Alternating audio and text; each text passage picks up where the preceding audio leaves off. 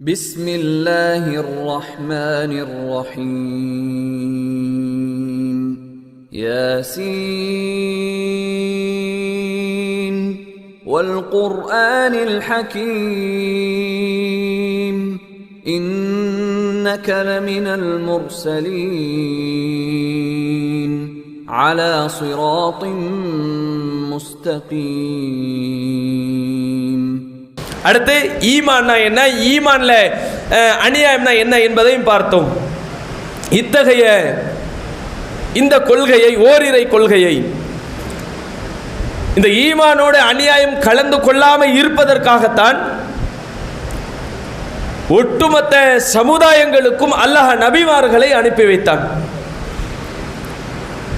நம்ம நினைக்கலாம், ஒவ்வொரு சமூகத்தாருக்கும் ஒரு நபி தூதர், ஒரு இறை தூதர், ஒரு நபியை அல்லாஹ் அனுப்பி அவர்களுக்கு அல்லாஹுடைய செய்திகளை எடுத்து சொன்னார்கள். எதற்காக இந்த செய்தியை மட்டும் பேச வேண்டும் என்பதற்கு அல்லாஹ் அனுப்பினான் என்றால், அல்லாஹ் அந்த நோக்கத்தை தன்னுடைய திருமறை குர்ஆனுடைய 16வது சூராவில் 36வது வசனம், வலகத் பஅத்னா ஃபீ குல்லி உம்மத்திர் ரசூல், ஒவ்வொரு சமுதாயத்திற்கும் ஒவ்வொரு நபிமாரை நாம் அனுப்பினோம். ஒரே சமுதாயத்திற்கு 2 நபிமார்கள் கூட வந்தாங்க. மூசா நபியுடைய சகோதரர் யாருங்க? ஹாரூன். அவங்க 2 பேர் வந்தாங்களா? இப்படி வந்திருக்காங்க. அப்போ அல்லாஹ் ஒவ்வொரு சமுதாயத்திற்கும் ஒரு இறை தூதரை நாம் அனுப்பினோம் என்று சொல்லிவிட்டு, எதற்காக அனுப்பினோம்? அல்லாஹ் சொல்கின்றான், அனிஅபுதுல்லாஹ், நீங்கள் அல்லாஹ்வை வணங்க வேண்டும் என்பதற்காக, அல்லாஹ்வை வணங்க வேண்டும் என்று சொல்வதற்காக அல்லாஹ் அந்த தூதர்களை ஒவ்வொரு சமுதாயத்திற்கும் அனுப்பினான். வஜ்தனிபு தாகூத், தீயவைகளை விட்டு விலக வேண்டும், அல்லாஹ்வை மட்டும் அவர்கள் வணங்க வேண்டும் என்பதற்காக அல்லாஹ் அனுப்பி வைத்திருக்கிறான். நம்ம நினைக்கலாம், அல்லாஹ்வை வணங்குவதற்காக மட்டும் அல்லாஹ் தூதரை அனுப்பினா இந்த செய்தி? ஆமா, அதான் உண்மை, அதான் அடிப்படை. அல்லாஹ்வை மட்டும் வணங்க வேண்டும் என்ற கொள்கை யாரிடத்தில் இல்லையோ அவர்கள் எத்தகைய நன்மைகள் செய்தாலும் அது ஜீரோல தான் போய் முடியும். அது பின்னாடி நான் சொல்றேன். இறை வணக்கத்திலே, ஈமான்ல அநியாயம் கலந்து விட்டது என்றால், நீங்கள் எத்தகைய நன்மைகள் செய்தாலும் சரி, வருடம் ஹஜ்ஜுக்கு போயிட்டு வந்தாலும் சரி, அது பாழாகத்தான் போகும், நன்மையாக உங்களுக்கு அமையாது. அல்லாஹ் ஒவ்வொரு சமூகத்திற்கும் அனுப்புகிற பொழுது, அனிஅபுதுல்லாஹ், அல்லாஹ்வை நீங்கள் வணங்குங்கள், வஜ்தனிபு தாகூத், தீயவைகளை விட்டு நீங்கள் விலகி விடுங்கள். இந்த சுலோகம் தான் எல்லா நபிமார்களுடைய சுலோகமாக, சொல்லாக இருந்தது. திருக்குர்ஆனை நீங்கள் புரட்டி பாருங்கள், ஒவ்வொரு நபிமார்களுடைய வரலாற்றை அல்லாஹ் சொல்லி இருக்கிறான். ஏறத்தாழ 25 நபிமார்கள். எல்லா நபிமார்களுடைய வரலாற்றும் அங்கே இல்லை. அந்த நபிமார்கள் அனுப்பப்பட்ட சமுதாய மக்களுக்கு அழைப்பு விடுகிறார்கள். யா கௌமி, என் சமுதாயமே, அனிஅபுதுல்லாஹ், நீங்கள் அல்லாஹ்வை வணங்குங்க. வஅபுதுல்லாஹ், அல்லாஹ்வை நீங்கள் வணக்கத்தை நிறைவேற்ற வேண்டும். வலா துஷ்ரிகு பிஹி ஷைஆ, அல்லாஹ்வுக்கு இணையாக எதையும் நீங்கள் இணை கற்பித்து விடாமல் அல்லாஹ்வை மட்டும் நீங்கள் வணங்கணும்.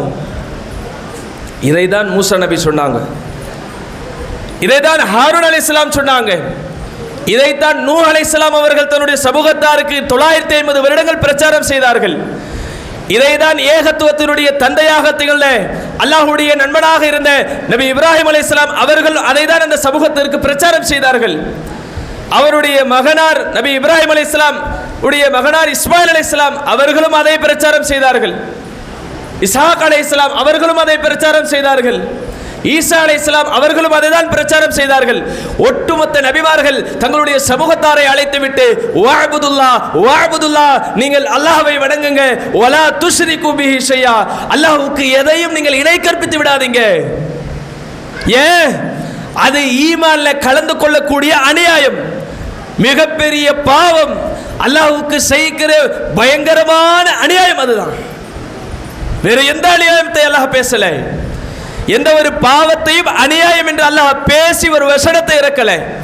ஷிர்கை பற்றி பேசுகிற பொழுது, இன்ன ஷிர்க் என்பது லதுல்முன் அதீம், அது மகத்தான அநியாயம். இதைத்தான் அந்த நபிமார்களுடைய பிரச்சாரம் இருந்தது என்றால் ஏன் என்று சிந்திக்குவதற்காக வேண்டி பல மணி நேரங்கள் செலவு செய்ய வேண்டியது இல்லை. ஏன் அத்தனை நபிமார்களும் காலம் காலமாக ஒவ்வொரு சமுதாயத்திற்கும் அல்லாஹ்வை வணங்குங்க, அல்லாஹ்வோடு நீங்கள் யாரையும் இணை கற்பித்து விடாதீங்க என்று சொன்ன கொள்கையை, குழி தோண்டி புதைத்த அந்த கொள்கையை இன்றைக்கு இந்த சமூகத்தில் விஞ்ஞானம் வளர்ந்திருக்கிற இந்த காலகட்டத்தில் தெருவுக்கு தெருவாக, ஒவ்வொரு வீட்டுக்கு வீடாக, ஒவ்வொரு பகுதிக்கு பகுதியாக, ஒவ்வொரு தனிநபரிடத்திலும் இன்றைக்கு ஷிர்க் என்ற அநியாயம் அவர்களுடைய இரத்தங்களில், நரம்புகளில் ஊறி திளைத்துக் கொண்டிருக்கிறது. இன்றளவும் கூட ஷிர்கை பற்றி பேசி பாருங்கள். தாயத்தை கட்டக்கூடாது, தர்காவலி கூடாது, அல்லாஹ்வுக்கு தான் சஜ்தா செய்யணும், இறந்த அவுலியாக்களுக்கு மகான்களுக்கு என்று சொல்லி செத்த பிணங்களுக்கு செய்யக்கூடாது என்று சொல்கிற பொழுது நம்மை பார்த்து முறைப்பவர்கள் தான் அதிகமானவர்கள். இவன் பேசுறானா, இன்னாருடைய பையனா மகனா? ஏகத்துவத்தினுடைய ஓரிரை கொள்கையை அங்கே பறைசாற்றுகிற பொழுது, சொல்கிற பொழுது, மக்கள் மன்றங்களில் பேசுகிற பொழுது எதிர்ப்பலைகள் வருகிறது. தாயத்தில் கட்டக்கூடாதா, தர்காவுக்கு போகக்கூடாதா, அவுளியாட்ட கேட்க கூடாதா, மகான் கிட்ட எதையும் வேண்டக்கூடாதா? இஸ்லாத்தை பேச வந்த நபிமார்கள் இந்த ஏகத்துவ ஓரிரை கொள்கைக்காகத்தான் அனுப்பப்பட்டார்கள்.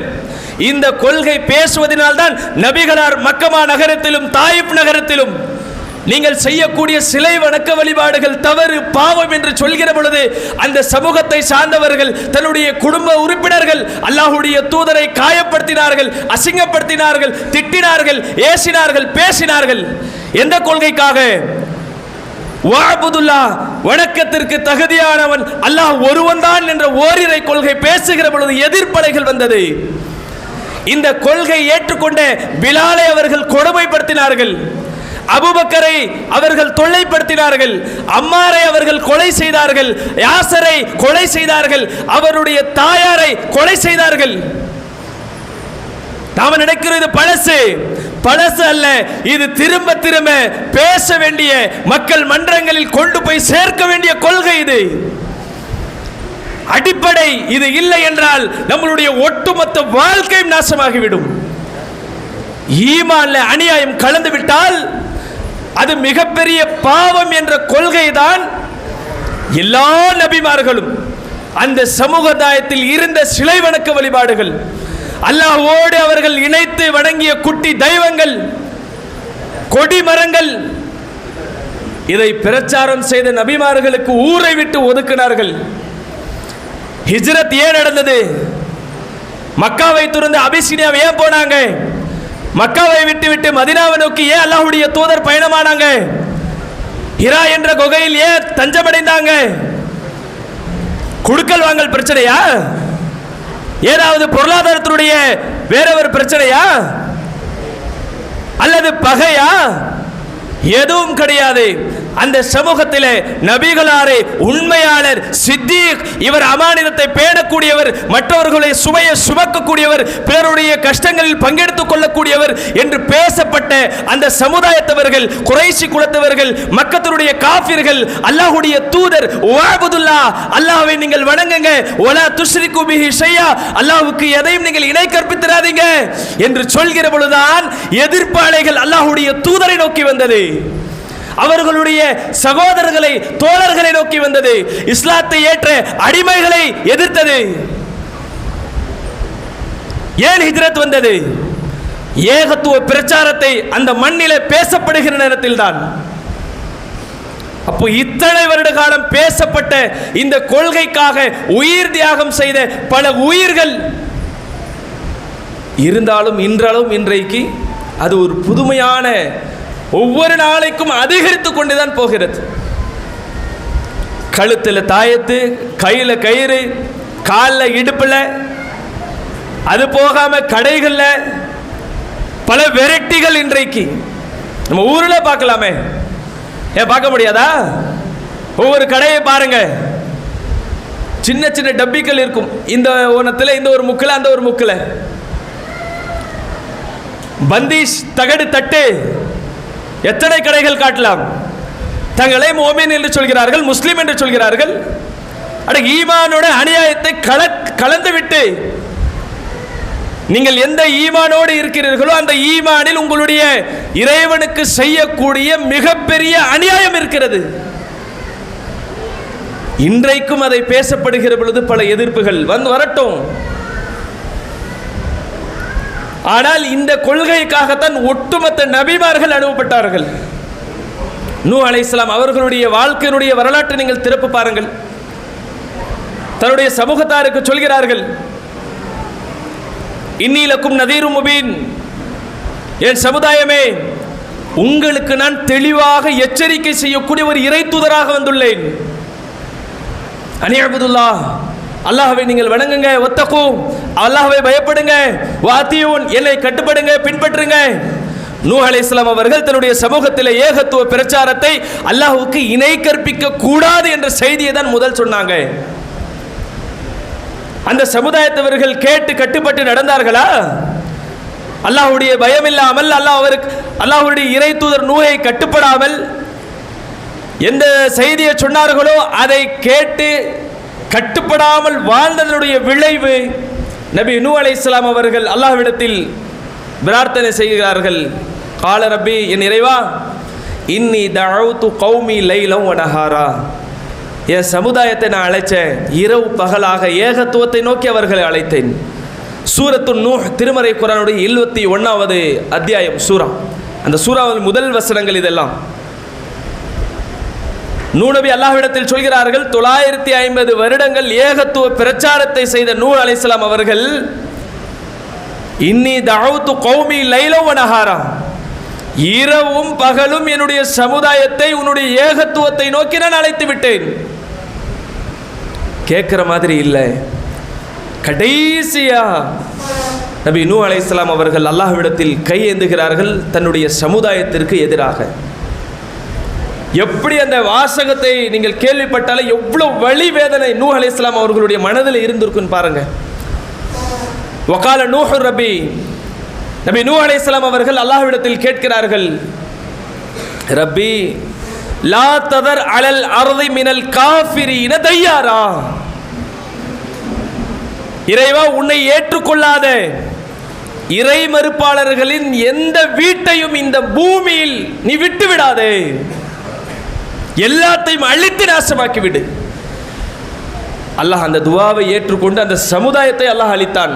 நபி நூஹ் அலைஹிஸ்ஸலாம் அவர்களையும் அவர்களை ஏற்றுக்கொண்டவர்களை தவிர கப்பலில் ஏற்றிய பிறகு இந்த மாதிரி துவாவுடைய வாசகங்களை பாருங்க. அந்த ஊர்ல இருக்கக்கூடியவங்க யாரெல்லாம் இறை மறுப்பாளர்களாக இருக்கிறார்களோ, யார் உன்னை ஏற்றுக்கொள்ளவில்லையோ அவர்களுடைய ஒருத்தருடைய வீட்டையும் இந்த பூமியில் நீ விட்டு விடாத, எல்லாத்தையும் அழித்து விடு. எவ்வளவு வழி வந்திருக்கும். சாதாரண நாளா? ஒரு நாள், 2 நாள், 1 வருடம், 2 வருடம், 10 வருடம், 20 வருடமா? 950 வருடங்கள் நபி நூஹ் அலைஹிஸ்ஸலாம் அவர்கள் தன்னுடைய சமுதாயத்திற்கு வஅபுதுல்லாஹ், அல்லாஹ்வை நீங்க வணங்குங்க, இந்த ஏகத்துவ பிரச்சாரம் செய்தார்களே. ஏன்? கொண்ட கொள்கை எந்த விதமான கலப்படங்களும் இல்லாதவையாக இருக்கணும். நான் முஃமின்னு சொல்லுவேன், முஸ்லிம்னு சொல்லுவேன், தொழுதும் கொள்வேன், தர்காவுக்கு போவேன், தாயத்தும் கட்டுவேன், தகடை நம்புவேன், எல்லாத்தையும் நம்புவேன். நீ முஸ்லிமா? நீ மோமினா? இல்லை, அல்லாஹ்வுடைய பார்வையில் கண்டிப்பாக மோமினாக இருக்க முடியாது. 2 கொள்கைகள் கொண்டு ஒருத்தனாக இருக்க முடியாது. ஒருத்தனுக்கு ஒரு கொள்கை தான். நான் இங்கே இருப்பேன், அங்கே இருப்பேனா? ஆத்துல ஒரு கால், சேத்துல ஒரு கால் வச்சா என்ன ஆகும்? அதே நிலைதான். அப்போ நூஹ் அலைஹிஸ்ஸலாம் அவர்கள் அந்த சமுதாயத்து மக்களுக்கு பல்வேறு விதமான வாய்ப்புகளையும் அல்லாஹ்வுடைய அந்த எச்சரிக்கைகளையும் செய்த பிறகு கேட்காத அந்த கடைசி கட்டம் இது. அல்லாஹ் அவருக்கு கொடுத்த அந்த துவாவை அந்த சமுதாயத்திற்கு எதிராகவே நபி நூஹ் அலைஹிஸ்ஸலாம் அவர்கள் கேட்டுவிட்டார்கள். ஏன் இந்த அளவுக்கு கேட்கணும்?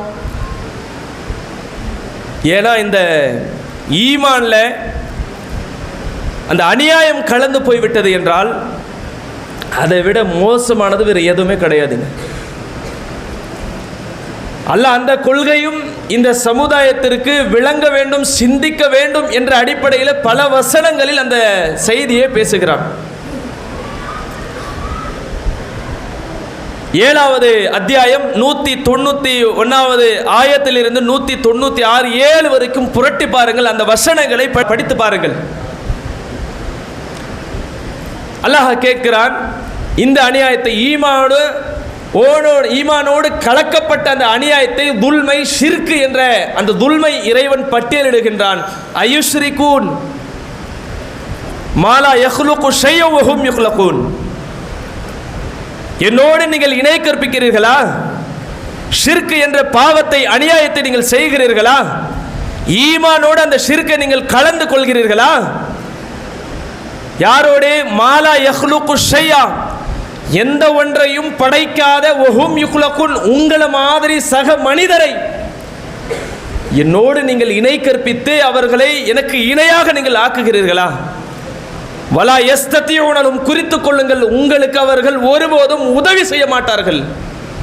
வலா யஸ்ததியூன லஹும் நஸ்ரா, உங்களுக்கு மட்டும் அவர்கள் உதவி செய்ய மாட்டார்கள் என்று இல்லை. வலா அன்ஃபுஸஹும் யன்சுரூன், தனக்கு தானே உதவிகள் தேவைப்படுகிற பொழுது நீங்கள் யாரை அவுலியா என்று சொல்கிறீர்களோ, மகான் என்று சொல்கிறீர்களோ, அவர்கள் தங்களுக்கு தாங்களே உதவி செய்ய முடியாத ஒரு நேரத்தில், ஒரு நிலையில் உங்களுக்கு எப்படி அவர்கள் உதவ முடியும்? இந்த ஈமானோடு அநியாயம் கலக்கக்கூடிய அத்தனை விஷயங்களும் அல்லாஹ் பட்டியலிட்டு பேசுகின்றான். எந்த அளவுக்கு என்றால் 22வது சூரா, அந்த சூறாவில் 73வது வசனத்தில் அல்லாஹ் ஒரு உதாரணத்தோடு மனிதர்களை புரிய வைக்க வேண்டும் என்பதற்காக, யாரெல்லாம் அந்த ஈமானோடு அநியாயம், ஷிர்க் என்ற அநியாயத்தை கலந்து நான் உண்மையான முஸ்லிம் மோமின் என்று வாழ்ந்து கொண்டிருக்கிறார்களோ அவர்களுக்கு அறிவுபூர்வமான சில செய்திகளை அல்லாஹ் கேட்க செய்கிறான். யா அய்யுஹன்னாஸ், மனிதர்களே, ஒட்டுமொத்த மனித குலத்திற்கு அல்லாஹ் அழைப்பு விட்டு இந்த வாசகத்தை சொல்கின்றான். ضُرِبَ مَثَلٌ فَاسْتَمِعُوا لَهُ, உங்களுக்கு நான் ஒரு உதாரணத்தை சொல்கிறேன், அது கவனமாக கேளுங்க. அல்லாஹ் சொல்றான், ஒரு உதாரணத்தை உங்களுக்கு நான் சொல்றேன், அது கொஞ்சம் கவனமாக கேளுங்க. என்ன அந்த உதாரணம்? இன்னல்லதீன ததுஊன மின் தூனில்லாஹ், யார் அல்லாஹ்வை விட்டு அல்லாஹ்வோடு, அல்லாஹ்வுக்கு இணையாக நீங்கள் யாரையெல்லாம் அழைக்கிறீர்களோ, லை யஹ்லுகு துபாபம் வலவ் இஜ்தமஊ லஹ், அவர்கள் அத்தனை பேரும் ஒன்று திரண்டாலும், யாரு? நாகூர் ஹனீஃபா, அஜ்மீர், தொப்பூர், எங்கெல்லாம் இருக்கிறவர் அவர்கள் அத்தனை அவுலியாக்களும் ஒன்று திரண்டு ஒரு ஈயை அவர்களால் படைக்க முடியுமா? முடியாது. லை யஹ்லுகு துபாபா, அவர்களால் ஒருபோதும் கண்டிப்பாக முடியாது. வலவ் இஜ்தமஊ லஹ், அவர்கள் அனைவரும் ஒன்று திரண்டாலும் சரி. ஈய விடுங்க. வஇன் யஸ்லுபுஹுமு துபாபு ஷையல் லா யஸ்தன்கிதுஹு மின், அந்த ஈ அவர்களிடமிருந்து ஏதாவது ஒன்றை பறித்து கொண்டு போனால், ஒரு ஈ ஏதாவது ஒரு சாப்பிடக்கூடிய பொருளை நாம் சாப்பிட்டு இருக்கும்போது எடுத்துட்டு போயிடுச்சுன்னா பறிக்க முடியுமா?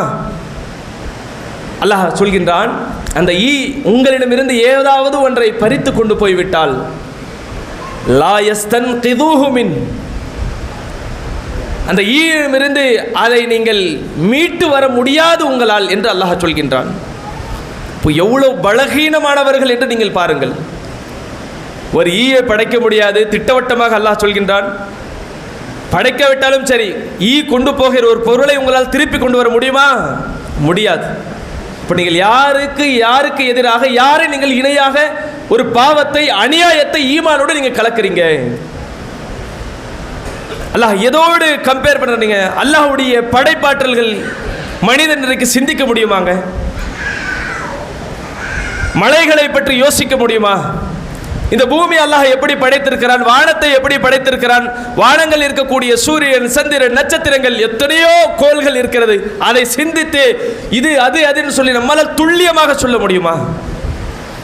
எப்பேற்பட்ட இறைவனை, எத்தகைய கேடு கெட்டவர்களை, மனிதர்களை, மறதி உடையவர்களை, பலவீனர்களை அல்லாஹ்வுக்கு இணையாக நீங்கள் இணை கற்பிக்கிறீர்களே, இது நியாயமா என்று அல்லாஹ் கேள்வி கேட்டுட்டு அங்கே ஒரு செய்தி அல்லாஹ் சொல்கின்றான், இன்னல்லதீன ததுஊன மின் தூனில்லாஹ், அல்லாஹ்வை விட்டு நீங்கள் யாரையெல்லாம் அழைக்கிறீர்களோ இபாதுன் அம்சாலுக்கும், அவர்கள் உங்களை மாதிரி சக மனிதர்கள் தான்.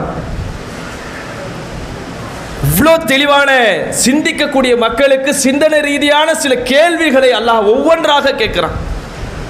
எனக்கு இணையாக நீங்கள் இணை கற்பிக்கிறீங்க, என்ன எதை படைத்திருக்காங்களா? ஏதாவது ஒன்று காட்டுங்க, இது உருவாக்கியிருக்காங்க. மெட்டீரியல்னா உலகத்தில் ஒரு பொருளை கொடுத்து இது உருவாக்கலாம், மைக்க உருவாக்கலாம், இந்த ஸ்டேஜ் அது வேற. எந்த ஒரு முன்மாதிரியும் இன்றி அல்லாஹ்வை மாதிரி உருவாக்கும் சொல்லுங்க. அப்போ அல்லாஹ் இது மாதிரியான செய்திகளை கேள்வி கேட்டு கேட்டு இறுதியாக அந்த வசனத்தில் கேட்கிறான் 7:195 அலஹும் அர்ஜுலி யம்ஷூன பிஹா, நீங்கள் யாரை மகானே அவுலியா என்று உங்களுடைய ஈமானோடு அநியாயத்தை கலந்துவிட்டு நீங்கள் யாரையெல்லாம் அழைக்கிறீர்களோ அலஹும் அர்ஜுலி யம்ஷூன பிஹா, அவர்களுக்கு நடக்கின்ற கால்கள் இருக்கிறதா? அம்லஹும் ஐதி யப்துஷூன பிஹா, அவர்களுக்கு பிடிக்கின்ற கைகள் இருக்கிறதா? அம்லஹும் ஆயுனி யுப்சிரூன பிஹா, பார்க்கின்ற கண்கள் இருக்கிறதா? அம்லஹும் ஆதானு யஸ்மஊன பிஹா, நீங்கள் சொல்லக்கூடிய கேட்கக்கூடிய ஒப்பாரி வைக்கக்கூடிய அழுது புலம்பக்கூடிய அந்த தர்காக்களில் செத்த பிணங்களில் அம்லஹும் ஆதானு யஸ்மஊன பிஹா, கேட்கின்ற காதுகள் இருக்கிறதா? எப்படி ஒரு சிந்திக்கக்கூடிய கேள்விகளை அல்லாஹ் வைக்கிறான், முன் வைக்கிறான். நீ அவுலியான்னு சொல்ற, கால் இருக்கா? அவுலியான்னு சொல்ற, பாவாங்கிற, அஜ்மீர் உள்ள மகானங்கிற, காது இருக்கா, கண் இருக்கா? என்ன அல்லாஹ் சொல்ல வரான்? அட உயிரோட இல்ல, செத்த பிண, அது எலும்பு கூடு, அதை போய் நீ அழைக்கிற. பிள்ளைய கூட, கஷ்டத்தை நீக்கு, நல்லதை கூட, சந்தோஷத்தை கூட, மகிழ்ச்சியை கூட கேட்க வேண்டிய அல்லாஹ்வை விட்டுவிட்டு இன்றைக்கு தங்களை முஸ்லிம்கள் என்று சொல்லி, மோமின்கள் என்று சொல்லி, நாங்கள் இருக்கக்கூடிய கொள்கை தான் சரியானது என்று பேசக்கூடிய எத்தனை சமூகத்தை இன்னைக்கு இருக்கிறாங்க. நம்ம ஊர்ல பாருங்க, எத்தனை மக்கள் அடையாளப்படுத்தலாம். இறந்து போனவர்கள்ட்ட சஜ்தா செய்வதற்கு பல ஆயிரம் கிலோமீட்டர். சுப்ஹான் அல்லாஹ் நம்மை பாதுகாக்கணும். நம்மளுடைய ஈமான் அல்லாஹ் நம்மை பாதுகாக்கணும். ஈமான் கொடுத்துட்டான் அல்லாஹ், அதை நாம பாதுகாக்கணும். அல்லாஹ் எப்படி ஒரு கேள்வி நமக்கு சிந்திக்கக்கூடிய மனிதனாக இருக்கிறதுனால இத்தனை கேள்விகள் அல்லாஹ் எடுக்கிட்டே போறான். இப்ப கால் இருக்கிறதா, கை இருக்கிறதா, கண் இருக்கிறதா, காது இருக்கிறதா, எது இருக்கு சொல்லு பார்க்கலாம். அல்லாஹ் இங்கே பேசுகிறான், உலாயிக்க கல் அன்ஆம், இவர்கள் யார் தெரியுமா? எதுவும் இல்லாத செத்த பிணங்கிட்ட போய் கேட்கக்கூடிய மக்கள் யார் தெரியுமா? உலாயிக்க கல் அன்ஆம்,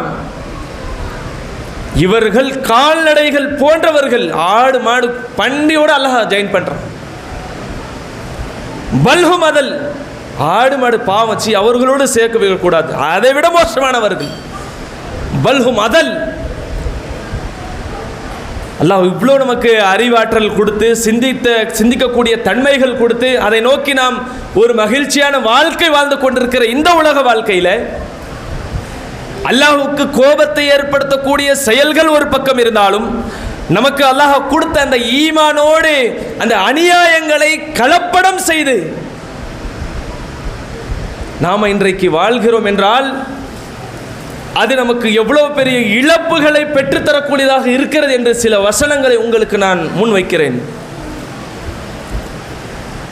அல்லாஹ் தன்னுடைய திருமறை குர்ஆன்ல பேசுகிறான், வலவ் அஷ்ரகு லஹபித அன்ஹும், இணை வைப்பு என்ற பாவத்தை நீங்கள் யாரு செய்தாலும் லஹபித அன்ஹும், உங்களுடைய அமல்களை நான் அழித்து விடுவேன். இந்த வசனத்திற்கு மேல ஒரு 2-3 வசனங்களை அப்படியே தொடர்ச்சியாக பார்த்தோம்னா யாரை பற்றி அல்லாஹ் பேசுகிறானோ அங்கேதான் நமக்கு ஆச்சரியமாக இருக்கிறது. நபிமார்களுடைய பேரை அல்லாஹ் ஒவ்வொன்றாக சொல்லிக்கொண்டே வரான்.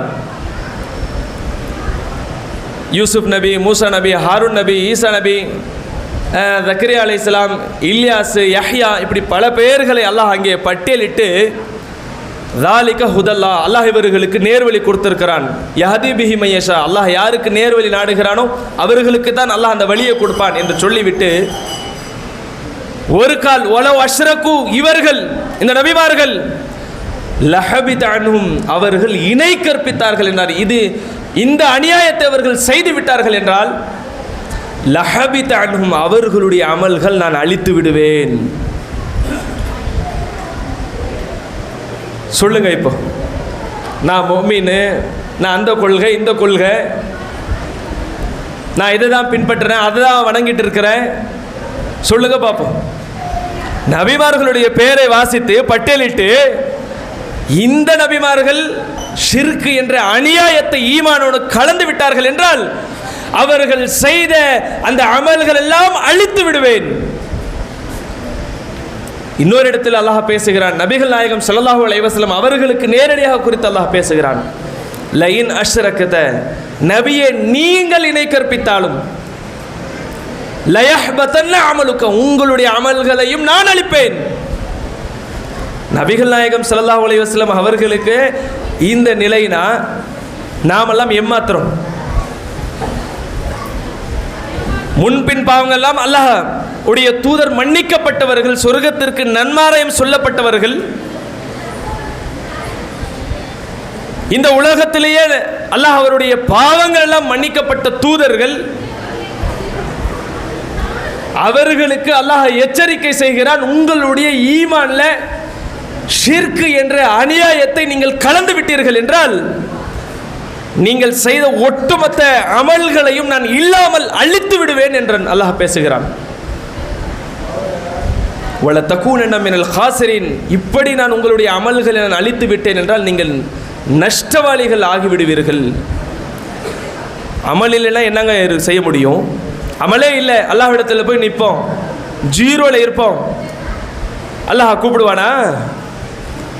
என் அடியானே, சாலிஹான மனிதனே சொல்வானா? அப்படியே தூக்கி நரகத்தில் வீசுவான். அப்போ ஒரு ஈமானோடு நாம் செய்யக்கூடிய சின்னஞ்சிறிய ஒரு அநியாயத்தை, ஷிர்க் என்ற பாவத்தை என்று நினைத்து கொண்டு இன்றைக்கு இருக்கக்கூடிய பல முஸ்லிம்களுடைய நிலை என்ன என்று யோசித்து பாருங்கள். எந்த அமலையும் அவர்களுக்காக அவருடைய கணக்கில் வராது, சேராது, அக்கௌண்ட்லேயே உக்காராது. இப்போ மார்ச் 31 ஏப்ரல் 1 வரைக்கும் நீங்கள் எந்த பணத்தை அனுப்பியிருந்தாலும் அக்கௌண்ட்டில் உட்காராமல் இருந்திருக்கும். ஏன்? அன்றைக்கு அவங்களுடைய பேங்குடைய அக்கௌண்ட்ஸை ஒப்படைக்கக்கூடிய நாள். நீங்கள் ₹1 அனுப்பினாலும் லட்சங்கள் அனுப்பினாலும் அதே நிலை தான். அந்த மாதிரி இந்த ஈமான் அல்லாஹ் நமக்கு தந்திருக்கிறான், இந்த பரிசுத்தமான அவனுடைய ஏகத்துவ கொள்கை. இந்த கொள்கை இல்லாத பலவர் மக்கள். அப்போ அல்லாஹ் நமக்கு தந்திருக்கிற பரிசாக பெற்றிருக்கிற நாம் இந்த ஈமானோடு அநியாயம் கலந்து போய்விட்டால் நம்மளுடைய நன்மைகளுக்கு அல்லாஹ்விடத்தில் எந்த விதமான மதிப்பு மரியாதை கிடையாது. அது மட்டுமல்ல, அல்லாஹ் பேசுகின்றான், உமை யுஷ்ரிக் பில்லாஹ், யார் அல்லாஹ்வுக்கு இணை கற்பித்து விடுகிறார்களோ, ஷிர்க் என்ற அநியாயத்தை யார் செய்கிறார்களோ, ஃபகத் ஹர்ரமல்லாஹு அலைஹில் ஜன்னா, சொர்க்கம் அவர்களுக்கு ஹராம். அவ்வளவுதான், சொர்க்கமே ஹராம். நீ தொழுல, அதனால சொர்க்கத்திற்கு நரகத்திற்கு போவேன், மீண்டும் ரிட்டர்ன் ஆயிருவேன். நீ நோன்பு வைக்கல, நோன்பு வச்சுட்டு பாவத்தை செஞ்சிருக்கிற, அதற்கான தண்டனை என்னவோ நரகத்தில் கிடைக்கும். அல்லாஹ் உனக்கு சொன்ன தர்மங்கள் செய்யல, அதற்கான பாவங்கள் என்னவோ தண்டனை என்னவோ அல்லாஹ் நரகத்தில் போட்டு வதைத்து மீண்டும் சொர்க்கத்திற்கு அனுப்பிடுவான். அது வேற. சொர்க்கமே இல்லை, தடை, நான் என்ன பண்ணுவீங்க? ஹராம். உமை யுஷ்ரிக் பில்லாஹி ஃபகத் ஹர்ரமல்லாஹு அலைஹில் ஜன்னா, அல்லாஹ்வுக்கு யாரெல்லாம் இணை கற்பிக்கிறார்களோ அவர்களுக்கு நான் சொர்க்கத்தை ஹராம் செய்து விடுகின்றேன், தடை செய்து விடுகின்றேன் என்று அல்லாஹ் டிக்ளேர் செய்கிறான். இப்போ சொல்லுங்க, அஜ்மீர், பக்தாது, ஆப்கானிஸ்தானு எங்கெல்லாம் இருக்கிறார்களோ போனால் நமக்கு கிடைக்கும் நம்பிக்கை வேற, நல்லது நடக்கும், கேட்டதை கொடுப்பார் அல்லாஹ் கொடுப்பார் நாளை மறுமையில். நாம் செய்த அந்த நன்மைகள் நமக்கு இல்லை, நம்மளுடைய லட்சியமாக இருக்கக்கூடிய சொர்க்கத்தை எல்லாம் இழந்துவிடக்கூடிய ஒரு அவலத்தை இந்த அநியாயம் செய்வதனால் அல்லாஹ் நமக்கு தருகிறான். அதே சூரத்தின் நிசால் அல்லாஹ் பேசுகிறான், இன்னல்லாஹ் லா யக்ஃபிரு அன் யுஷ்ரக பிஹி, யார் அல்லாஹ்வுக்கு இணை கற்பிக்கிறார்களோ ஒருபோதும் அதை நான் மன்னிக்கவே மாட்டேன். வயக்ஃபிரு மா தூன தாலிக லிமன் யஷா. அந்த ஷிர்க் என்ற அநியாயம் அல்லாம வெவ்வேறு மற்ற பாவங்கள் செய்திருந்தாலும் நான் நாடினால் தான் மன்னிப்பேன் என்று அல்லாஹ் பேசுகிறான்.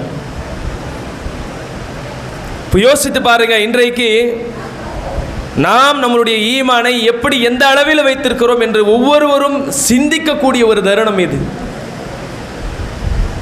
ஏன்னா மீண்டும் இந்த உலகத்தில் நம்மளுடைய உயிர்களை பறிக்கப்பட்டால் ஒரு வாய்ப்பு அல்லாஹ் நமக்கு தரமாட்டான் மன்னிப்பு கேட்பதற்கு. நன்மைகள் செய்வதற்கு மீண்டும் ஒரு வாய்ப்பை அல்லாஹ் நமக்கு தரமாட்டான். பாவங்கள் கேட்பதற்காக மீண்டும் ஒரு வாய்ப்பை அல்லாஹ் தரமாட்டான். எத்தனை நன்மைகள் செய்வதற்கு நீங்கள் இறைவனிடத்தில் மன்றாடினாலும் கத்தினாலும் கதறினாலும் அல்லாஹ் ஒருபோதும் மீண்டும் இந்த உலகத்திற்கான ஒரு வாய்ப்பு கிடையாது. நபிகள் பெருமானார் ஸல்லல்லாஹு அலைஹி வஸல்லம் அவர்கள் சொன்னார்கள், ஒரு மனிதன் 60 வயதை கடந்து விட்டால் அவன் சொல்லக்கூடிய சாக்கு இறைவன் கேட்க மாட்டான். எண்டிங் நமக்கு டைமே 60 தான், எல்லை அதுதான். 60 தான் உலக வாழ்க்கையினுடைய சராசரி வாழ்க்கையினுடைய வயது 60. அதற்கு பிறகு இறைவனால் கொடுக்கப்படக்கூடிய ஒரு கிஃப்ட் தான் அது. அல்லாஹ்வுடைய தூதர் சொல்றாங்க, ஒரு மனிதனுக்கு 60 வயதை கடந்து விட்டால் அவன் இறைவனிடத்தில் சொல்லக்கூடிய சாக்கு போக்கெல்லாம் இறைவன் கேட்க மாட்டான். அப்ப 60 வயதை விட கூடுதலாக 23 வருடங்கள் கூடுதல் பெற்றிருக்கிற இந்த லைலத்துல் கத்ர் இரவு, ஈமானோடு ஷிர்க் என்ற பாவத்தை கலந்து விடப்படக்கூடிய ஏராளமானவர்கள் லைலத்துல் கத்ரை கொண்டாடுறாங்க, செய்கிறாங்க. அந்த நன்மையும் அவர்களுக்கு கிடைக்காது. இல்லை நான் அல்லாஹ் கிட்ட கேட்பேன், துவா செஞ்சிருவேன், எதையும் அல்லாஹ் இங்கே தரமாட்டான். வலை யுஅக்கிரல்லாஹு நஃப்ஸன் இதா ஜா அஜலுஹா. ஒருத்தனுக்கு இந்த உலகத்தினுடைய வாழ்நாள் முடிந்து விட்டது என்றால், அது கடைசி நிமிடம் என்றால், வலை யுஅக்கிரல்லாஹு நஃப்ஸன், எந்த ஆத்மாவுக்கும் அல்லாஹ் அதை பிற்படுத்த மாட்டான். முடிந்ததுதான், டைம் அவ்வளவுதான். அந்த நேரத்தை கடந்து விட்டோம் என்றால் முடிந்தது நம்மளுடைய வாழ்க்கை.